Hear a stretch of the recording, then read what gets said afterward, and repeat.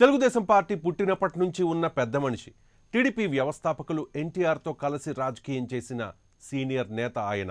అలాంటి టీడీపీ నేత గోరంట్ల బుచ్చయ్య చౌదరి ఈ మధ్య అలిగారు. టీడీపీ అధినేత చంద్రబాబు, ఆయన కుమారుడు లోకేష్ తీరుపై అసంతృప్తి వ్యక్తం చేశారు. అసమ్మతి జ్వాల ఎగదోశారు. చంద్రబాబు, లోకేష్లు మారాల్సిందేనని, ఇలా అయితే కష్టమేనని తేల్చి చెప్పేశారు. అయితే ఆయన రాజీనామా నిర్ణయం వెనక్కి తీసుకున్నారు. అసలు గోరంట్ల ఎపిసోడ్లో ఏం జరిగిందో ఇవాల్టి తెరచాటు రాజకీయంలో చూసేద్దాం.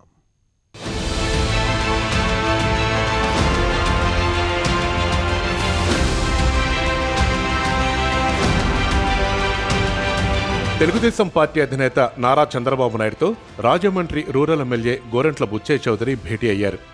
ఇటీవల బుచ్చయ్య రాజీనామా చేస్తారన్న ప్రచారం ఈ భేటీకి ఎంతో ప్రాధాన్యత సంతరించుకుంది. బుచ్చయ్య చౌదరిని బుజ్జగించేందుకు ఇదివరకే చంద్రబాబు ఓ 3-మెన్ కమిటీని నియమించారు. 3-మెన్ కమిటీ ముందు బుచ్చయ్య చౌదరి తన డిమాండ్లను ఉంచారు. తాజాగా బుచ్చయ్య చౌదరి చంద్రబాబును కలవడంతో ఆయన రాజీనామా నిర్ణయం వెనక్కు తీసుకున్నట్లయింది. తెలుగుదేశం పార్టీలో ఎమ్మెల్యే గోరంట్ల బుచ్చయ్య చౌదరి అసంతృప్తి ఎపిసోడ్ దాదాపుగా ముగిసిపోయినట్లే చెప్పాలి.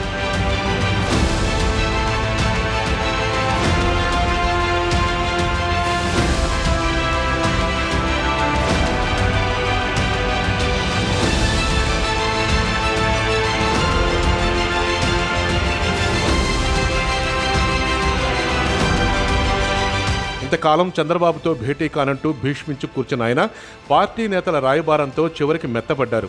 పార్టీ కార్యాలయానికి వచ్చి చంద్రబాబుతో సమావేశమయ్యారు. గోరంట్ల సమస్యను పరిష్కరించడానికి చంద్రబాబు త్రిసభ్య కమిటీని నియమించారు. చినరాజప్ప, నల్లమిల్లి రామకృష్ణారెడ్డి, గద్దె రామ్మోహన్లతో కూడిన ఆ కమిటీ గోరంట్ల సమస్యను విని అధిష్టానానికి చేరవేసింది.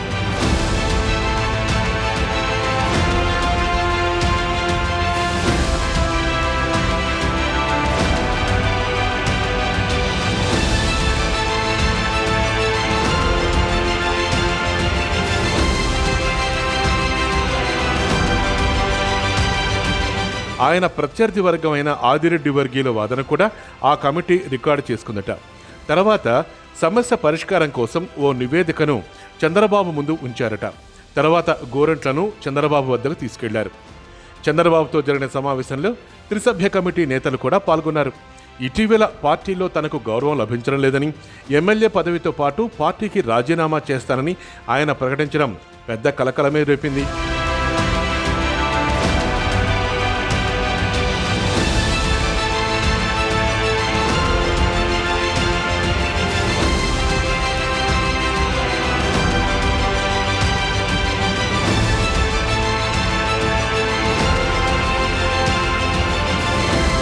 తన ఫోన్ కాల్స్ను కూడా చంద్రబాబు, లోకేష్ మాత్రం రిసీవ్ చేసుకోవడం లేదని ఆయన తీవ్ర అసంతృప్తి వ్యక్తం చేశారు. ప్రస్తుతానికి గోరంట్ల బుచ్చయ్య చౌదరి చల్లబడ్డారని టీడీపీ వర్గాలు భావిస్తున్నాయి. ఆయన ఇక రాజీనామా గురించి ఆలోచించారని, పార్టీ కార్యక్రమాల్లో చురుగ్గా పాల్గొంటారని భావిస్తున్నారు. గోరంట్ల సీనియారిటీకి ప్రాధాన్యం ఇవ్వాలని, ఆయన గౌరవానికి భంగం కలగకూడదని తూర్పుగోదావరి జిల్లా నేతలకు టీడీపీ హైకమాండ్ నుంచి సూచనలు వెళ్లే అవకాశం ఉందంటున్నారు.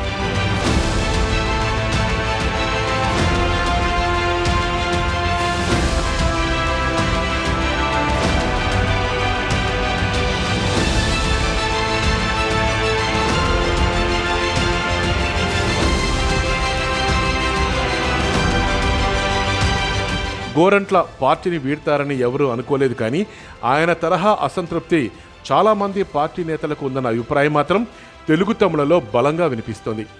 సరే, ఏది ఏమైనా ఉవ్వెత్తున ఎగిసిన గోరంట్ల అసంతృప్తి జ్వాలల్ని చంద్రబాబు చల్లార్చగలిగారు. ఇంతకాలం చంద్రబాబుతో అస్సలు భేటీ కానంటూ ముందుకేసిన గోరంట్ల తాజాగా పార్టీ నేతల రాయబారంతో చివరకు మెత్తపడ్డారు.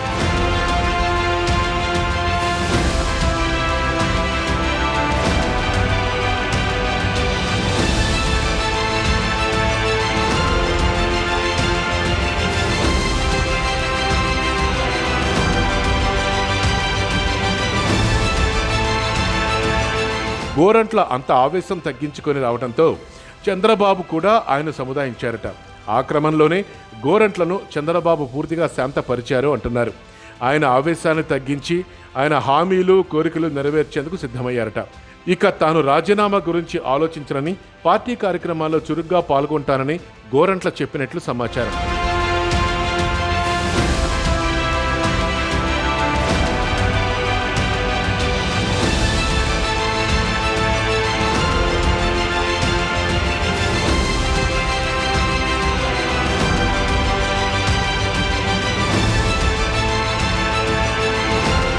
గోరంట్ల సీనియారిటీకి ప్రాధాన్యం ఇవ్వాలని, ఆయన గౌరవానికి భంగం కలగకూడదని తూర్పుగోదావరి జిల్లా టీడీపీ నేతలకు చంద్రబాబు స్పష్టమైన ఆదేశాలు ఇచ్చినట్లు తెలిసింది.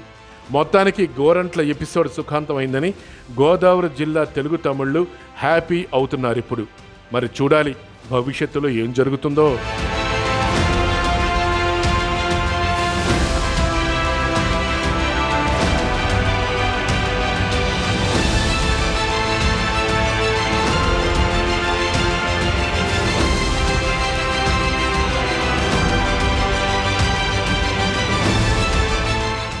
ఆంధ్రప్రదేశ్ ముఖ్యమంత్రిగా 27 నెలలు పూర్తి చేసుకున్నారు వైఎస్ జగన్మోహన్ రెడ్డి. అధికారంలోకి వచ్చి 2.5 ఏళ్లు కావస్తున్నా పార్టీపై ఆయన ఫోకస్ చేయడం లేదనే వాదన ఆ పార్టీలోనే వినిపిస్తోంది. అంతెందుకు ఎమ్మెల్యేలు, ఎంపీలు కూడా జగన్ను కలవలేకపోతున్నారట. కొందరు మంత్రులకు కూడా సీఎం జగన్ అపాయింట్మెంట్ ఇవ్వడం లేదంటే పరిస్థితి ఎలా ఉందో అర్థం చేసుకోవచ్చు.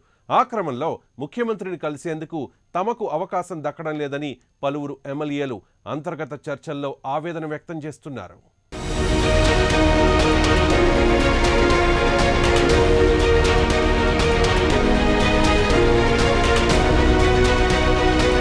అధికార పార్టీ ఎమ్మెల్యేలు అడిగిన నిధులను మంజూరు చేసే పరిస్థితి లేకుండా పోయింది ఆంధ్రప్రదేశ్ ప్రభుత్వానికి. దాంతో జగన్ తీరుపై పార్టీలో తీవ్ర అసంతృప్తి వ్యక్తమవుతోందట. కొందరు పార్టీ నేతలు బహిరంగంగానే తమ అసంతృప్తిని వ్యక్తం చేస్తున్నారు. ఎమ్మెల్యేల్లోని అభిప్రాయాల్ని పార్టీ సమన్వయకర్తలు సీఎంకు వివరించారట కూడా.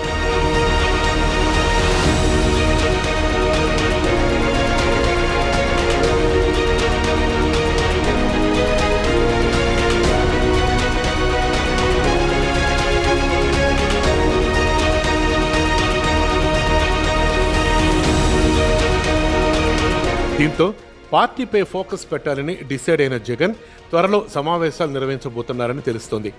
పార్టీలో ప్రక్షాళనతో పాటు కేబినెట్ విస్తరణకు జగన్ కసరత్తు చేస్తున్నారని సమాచారం.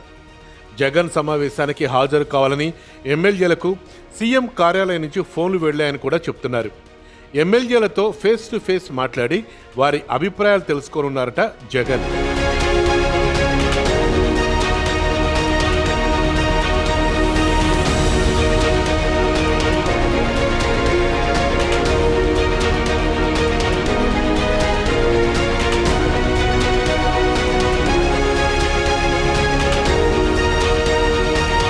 దానికి సెప్టెంబర్ 2వ వారంలో అసెంబ్లీ సమావేశాల సమయంలోనే ముహూర్తంగా నిర్ణయించినట్టు తెలుస్తోంది. ఇప్పటికే 151 మంది ఎమ్మెల్యేలకు సంబంధించి వారి నియోజకవర్గాల్లో పార్టీ పరిస్థితి, ఎమ్మెల్యేల పనితీరు వంటి వాటిపైన సీఎం అంతర్గత సర్వేలు చేయించారట. వాటి నివేదికలు సిద్ధం చేసుకున్నారని చెప్తున్నారు. జిల్లాల వారీగా ఎమ్మెల్యేలతో జరిగే సమావేశాల్లో నియోజకవర్గానికి సంబంధించిన సర్వే వివరాల్ని వాళ్ల ముందు ఉంచనున్నారట. సర్వేల ఆధారంగానే ఎమ్మెల్యేలకు ముఖ్యమంత్రి క్లాస్ ఉంటుందని అంటున్నారు.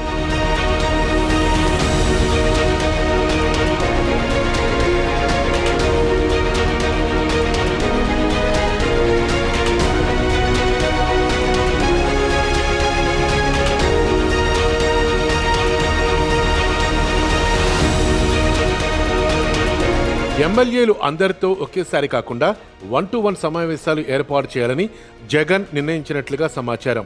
ఆ సమయంలో ఆ ఎమ్మెల్యేల పైన వచ్చిన ఫీడ్బ్యాక్తో పాటుగా వారి బలాలు, బలహీనతలపై ముఖ్యమంత్రి నేరుగా చర్చించబోతున్నట్టు తెలుస్తోంది.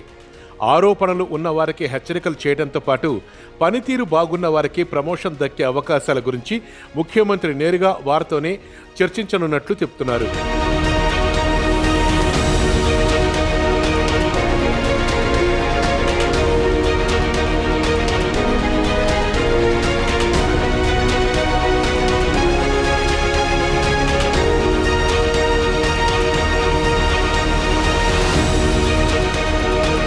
సీఎం ఎమ్మెల్యేల ఫేస్ టు ఫేస్ సమావేశంలో పార్టీ సమన్వయకర్తలు, మంత్రులకు ఎవరూ లేకుండా ఎమ్మెల్యేలే నేరుగా సీఎంతో మాట్లాడే విధంగా అవకాశం కల్పించబోతున్నారట. ఎమ్మెల్యేలతో జరిగే భేటీల్లోనే కేబినెట్ అవకాశాలపైన మనసులో మాట చెప్పనున్నారట ముఖ్యమంత్రి. కేబినెట్ ప్రక్షాళన గురించి ముఖ్యమంత్రి తన అభిప్రాయాలను ఆశావహ ఎమ్మెల్యేలకు స్పష్టం చేయనున్నట్లు తెలుస్తోంది.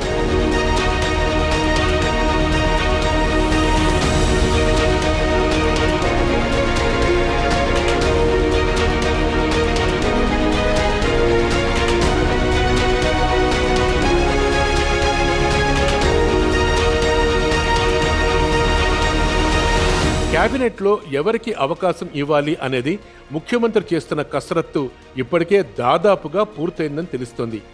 ఈ సమీక్షల్లో ఆశావాహులకు ముఖ్యమంత్రి నేరుగా తన అభిప్రాయం చెప్పడంతో పాటుగా అవకాశం ఇవ్వలేని వారికి భవిష్యత్తు పైన హామీ ఇవ్వబోతున్నట్లుగా సమాచారం. దీంతో కేబినెట్ విస్తరణ సమయంలో ఏ ఒక్కరి నుంచి ఓపెన్గా అసంతృప్తి బయటకు రాకుండా ముందస్తు చర్యలు తీసుకుంటున్నారని అంటున్నారు. పార్టీ బాధ్యతల విషయంలో ముఖ్యమంత్రి మరింత స్పష్టంగా పార్టీ నేతలకు దిశానిర్దేశం చేయనున్నారట.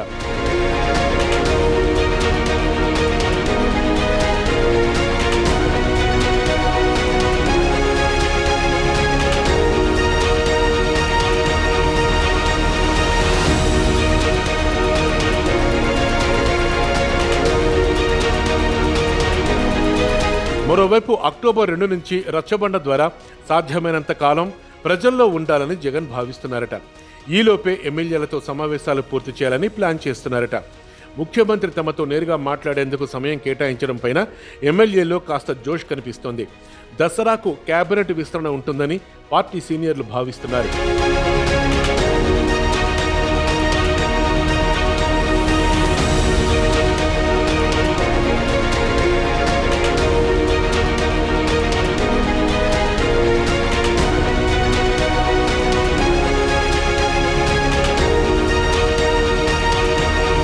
అయితే కేబినెట్ విస్తరణలో ఎవరికి అవకాశం ఇస్తారు, ఎవరిని పక్కన పెడతారు అనే చర్చ మాత్రం పార్టీ నేతల్లో టెన్షన్కు కారణమవుతోంది. ఇప్పుడు ముందుగా చెప్పిన విధంగా ప్రస్తుత కేబినెట్లో 90% మందిని తప్పిస్తారా లేక మొత్తం కేబినెట్ని మార్చేస్తారా అనే టెన్షన్ ప్రస్తుత మంత్రుల్లో కొనసాగుతోంది. దీంతో ఆశావాహులు సైతం సీఎం నిర్ణయం కోసం నిరీక్షిస్తున్నారని చెప్తున్నారు. జగన్ని స్వయంగా కలవటమే మహాభాగ్యంగా భావించే ఆ పార్టీ ఎమ్మెల్యేలు ఆయన ముందు ఏం మాట్లాడగలరు అన్న అనుమానాలు ఆ పార్టీ శ్రేణుల్లోనే వ్యక్తమవుతున్నాయి. చూడాలి మరి ఏం జరుగుతుందో.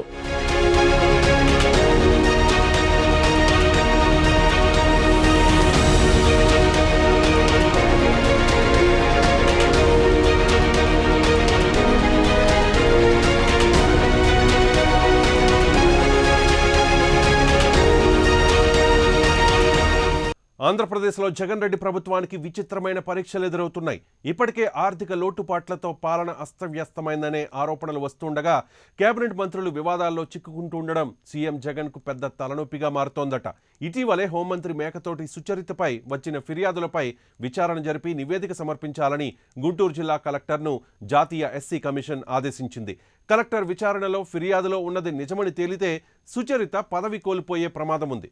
తాజాగా మరో ఏపీ మంత్రి పదవికి అదే పరిస్థితి తలెత్తిందట. ఆ అమాత్యుడెవరో, ఆయనపై వస్తోన్న ఫిర్యాదులేంటో మీరే చూడండి.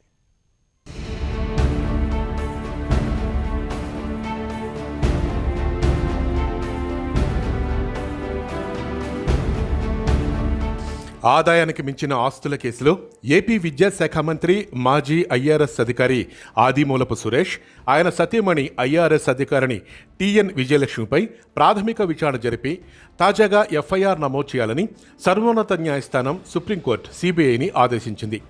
ఈ మేరకు న్యాయమూర్తులు ఆదేశాలు జారీ చేస్తూ తదుపరి విచారణను 2 వారాలకు వాయిదా వేశారు.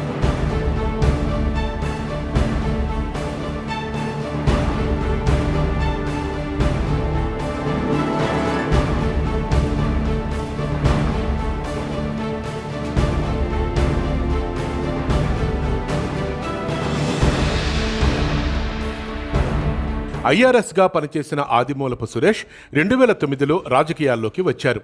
ఆదాయానికి మించి ఆస్తులున్నాయన్న ఆరోపణలతో దేశవ్యాప్తంగా ఉన్న ఐఆర్ఎస్ అధికారులపై సిబిఐ 2016లో దాడులు చేసింది. ఈ క్రమంలోనే 2017లో సురేష్ ఆయన భార్య విజయలక్ష్మిపై ఎఫ్ఐఆర్ నమోదు చేశారు. అందులో విజయలక్ష్మిని A1గా, సురేష్ను A2గా పేర్కొన్నారు. అయితే తమపై ఎఫ్ఐఆర్ నమోదు చేయడానికి ముందు సిబిఐ ఎలాంటి ప్రాథమిక విచారణ జరపలేదని, దీన్ని కొట్టివేయాలని కోరుతూ సురేష్ దంపతులు తెలంగాణ హైకోర్టును ఆశ్రయించారు.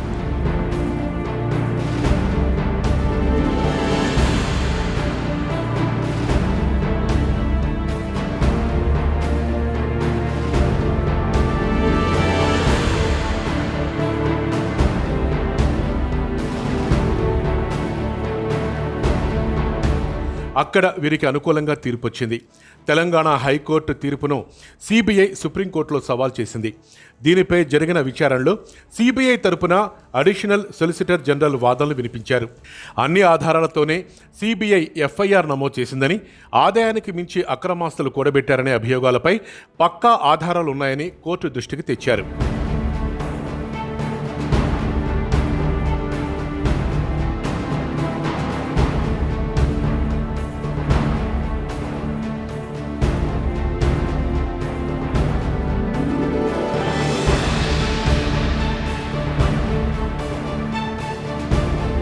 సుప్రీం ధర్మాసనం జోక్యం చేసుకుని ఆయా విషయాల్ని అఫిడవిట్లో ఎందుకు పేర్కొనలేదని, ప్రాథమిక విచారణ అవసరం లేదని సిబిఐ భావించిందా అని ప్రశ్నించింది. తెలంగాణ హైకోర్టు వర్చువల్ విధానంలో ఈ కేసును విచారించిందని పేర్కొన్న ధర్మాసనం ఆ తీర్పును పక్కన పెడుతున్నామని, ఎఫ్ఐఆర్ నమోదుకు ముందు ప్రాథమిక విచారణ జరిపారో లేదో సమాధానం చెప్పాలని సిబిఐని కోరింది. అదే సమయంలో మరోసారి ప్రాథమిక విచారణ జరిపి తాజాగా కేసు నమోదు చేయాలని ఆదేశించింది. సుప్రీంకోర్టు ఆదేశాలతో మంత్రి ఆదిమూలపు సురేష్పై తాజాగా ఎఫ్ఐఆర్ నమోదయ్యే అవకాశం ఉంది.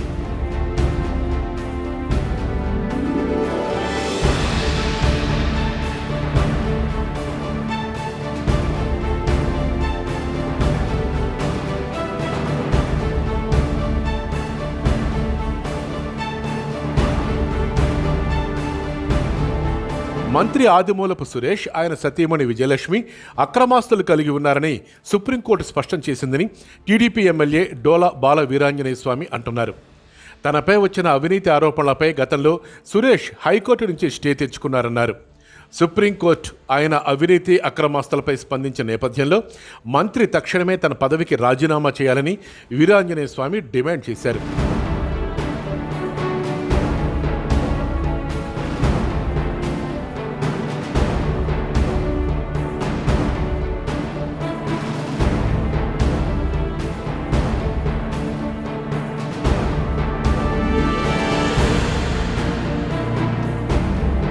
ప్రతిదానికి సిబిసిఐడి విచారణ జరిపించే ముఖ్యమంత్రి వైఎస్ జగన్మోహన్ రెడ్డి, మంత్రి ఆయన భార్య అవినీతిపై తక్షణమే విచారణ జరిపించాలని సదరు ఎమ్మెల్యే డిమాండ్ చేస్తున్నారు.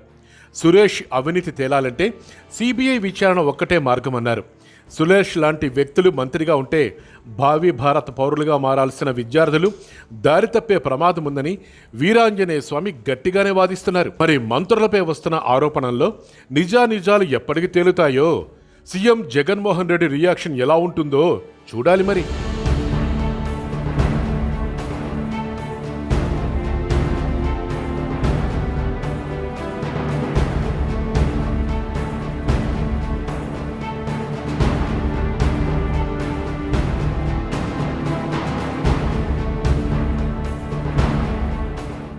వైఎస్ఆర్ ఫ్యామిలీలో వింత పరిస్థితి నెలకొంది.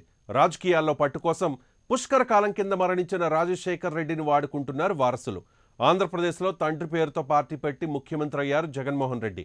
తెలంగాణలో అదే తండ్రి పేరుతో పార్టీ పెట్టిన షర్మిల ఆయన మరణించిన 12 ఏళ్ల తర్వాత ఆమె బాగా ఒంటరిని అన్న ఫీలింగ్తో ఉద్వేగపడుతున్నారు.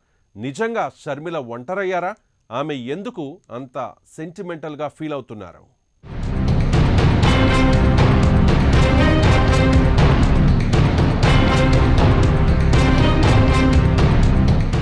నాయకుడెప్పుడు ఒంటరే, ఒకరుంటేనే నాయకత్వం వికసిస్తోంది. మరి అలాంటిది ఒంటరినయ్యానని ఎవ్వరూ బేలగా దీనంగా మాట్లాడరు. అది కూడా వైఎస్ఆర్ లాంటి గట్స్ ఉన్న నేత కడుపున పుట్టిన బిడ్డలెప్పుడు అలాంటి మాటలు కలలోనైనా మాట్లాడరు. కానీ వైఎస్ఆర్ ముద్దుల తనయ షర్మిల మాత్రం తాను ఒంటరినయ్యానంటున్నారు. తన కంట నీరు ఒలిగితే తుడిచేవారే లేరన్నట్లుగా ఆమె భావోద్వేగమవుతోంది. వైఎస్ఆర్ పోయిన 12 ఏళ్ల తర్వాత ఆమె బాగా ఒంటరి అన్న ఫీలింగ్తో తొలిసారిగా ఇలా ఉద్వేగపడుతున్నారు. దాని వెనుక కారణాలు ఏంటి అన్నది కనుక ఆలోచిస్తే రాజకీయాలే అనిపిస్తాయి.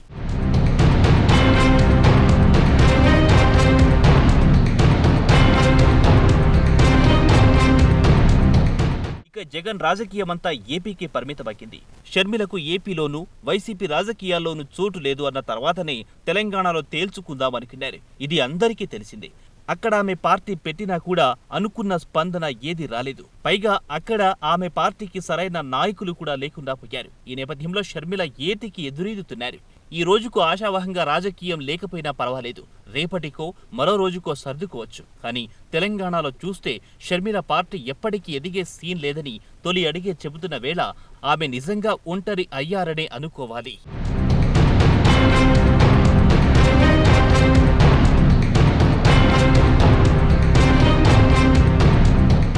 మరోవైపు వైఎస్ఆర్ ఉమ్మడి ఏపీని పాలించిన నేత, 3 దశాబ్దాలుగా పైగా రాజకీయాల్లో ఉన్న నాయకుడు. అలాంటి వైఎస్ఆర్ మరణించి ప్రజల గుండెల్లో నిలిచారు. ఆయనది పెద్ద కుటుంబం, తెలంగాణలోనూ ఆ కుటుంబం ఉంది. మరి అంతటి కుటుంబాన్ని ఇచ్చినా కూడా ఒంటరి అని షర్మిలమ్మ బాధపడుతున్నారంటే ఆ ఫ్యామిలీ ఇప్పుడు దూరం పెట్టింది అనుకోవాలి. లేకపోతే వారిని కలుపుకొని రాజకీయం పండించుకునే చాకచక్యం షర్మిలకు లేదని కూడా భావించాలి. మరోవైపు కుటుంబంలో తండ్రి తర్వాత తండ్రి లాంటి అన్న అండలేదని కూడా బాధ ఉండాలి. ఏది ఏమైనా షర్మిల ఒంటరి పోరు మాత్రం వైఎస్ఆర్ అభిమానులకు కలత తెప్పించేదే.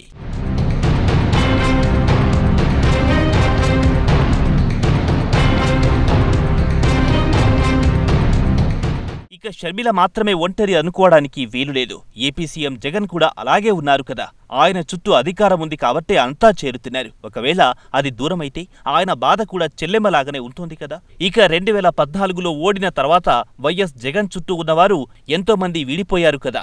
ఈ రోజుకి వైఎస్ఆర్ సన్నిహితులు అనుకున్నవారు జగన్ చెంత లేరు కదా. మరి జగన్ ఎలా నెట్టుకొచ్చారంటే తన నాయకత్వ నైపుణ్యంతోనే. సమస్యలు ఎదురైనప్పుడు ఎదురేది ముందుకు సాగడం ద్వారానే జగన్ విజేత అయ్యారు. షర్మిల కూడా అదే నిబ్బరంతో అడుగులు వేయాలి.